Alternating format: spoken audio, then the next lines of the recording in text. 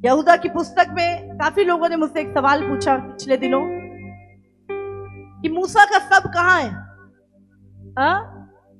मूसा का सब कहाँ गया? और यहूदा नए नियम में भी जब दूत मिकाइल के साथ शैतान कह रहा था मूसा का सब कहाँ गया, तो कई लोगों ने सवाल पूछा कि वो सब कहाँ गया। तो बाइबल हमें बताती है कि जो मूसा था, मूसा परमेश्वर का दास था और 20 लाख लोग तकरीबन मूसा के द्वारा बड़े बड़े चमत्कारों के द्वारा वहां से निकाले गए। और उसके बाद एक ऐसी जगह पर कहते वो चट्टान जो उनके साथ चलती थी वो मसीह था।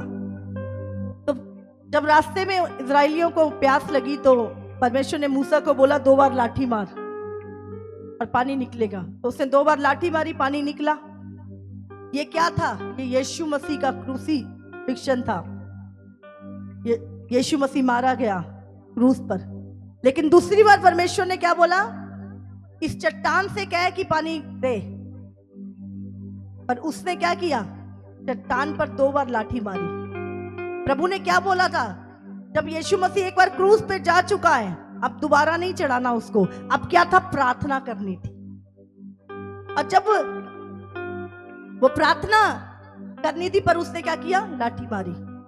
और उसने एक चीज बोली, क्या मुझे अब तुम्हारे लिए पानी निकालना पड़ेगा?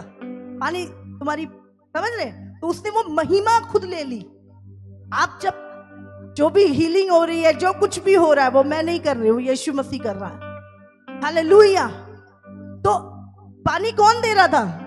परमेश्वर। तो उसने कहा अब मुझे तुम्हारे लिए पानी निकालना पड़ेगा। तो वो क्या कर रहा? उसने क्या किया? परमेश्वर की महिमा को चुरा लिया। और परमेश्वर ने कहा इससे कह, बात कर इससे। लेकिन उसने 2 बार लाठी मारी और प्रभु का क्रोध भड़का। और केवल एक ही कारण नहीं था, दूसरा था उसने प्रभु की महिमा को चुराया। और प्रभु ने कहा तू उस वाचा के देश में नहीं पहुंचाया जाएगा।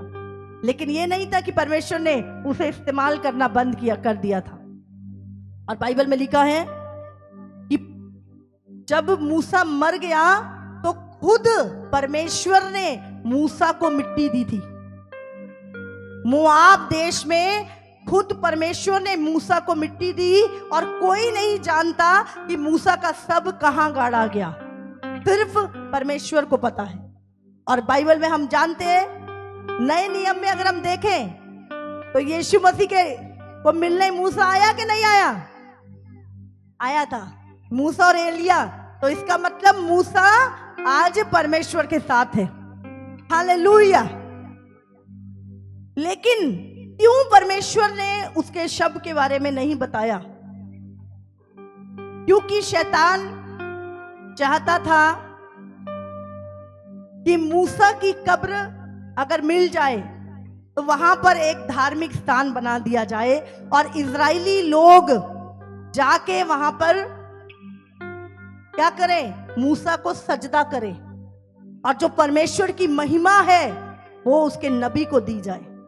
और इससे क्या है? लोग परमेश्वर से हटके मूसा की आराधना करने लग जाएं। इसीलिए शैतान पूछ रहा था कहां है वो? क्योंकि वो चाहता था वहां पर एक पवित्र स्थान बना के लोग जाके मूसा को सजदा करें। और ये परमेश्वर कभी नहीं चाहता था। समझ आ रही है आपको? इतने बड़े बड़े चमत्कार प्रभु ने मूसा के द्वारा किए थे। तो मूसा एक अनॉइंटेड पर्सन था और शैतान यही चाहता था कि मूसा की कब्र पर वो एक स्थान बनवा दे और इजरायली आकर उस जगह पर महिमा लेकर ना करके उसकी महिमा करें। कितनों को समझ में आ रही? और ये हो जाता, अगर मूसा की कब्र मिल जाती तो पक्का इजरायलियों ने वहां पे एक स्थान बना देना था। और लोग इतने बड़े बड़े चमत्कार क्योंकि मूसा के द्वारा हुए थे, लोग मूसा को सजदा करने लग जाते। कितनों को जवाब मिल गया है? हाँ, खुद परमेश्वर ने मूसा के सबको मिट्टी दी थी। हालेलुया।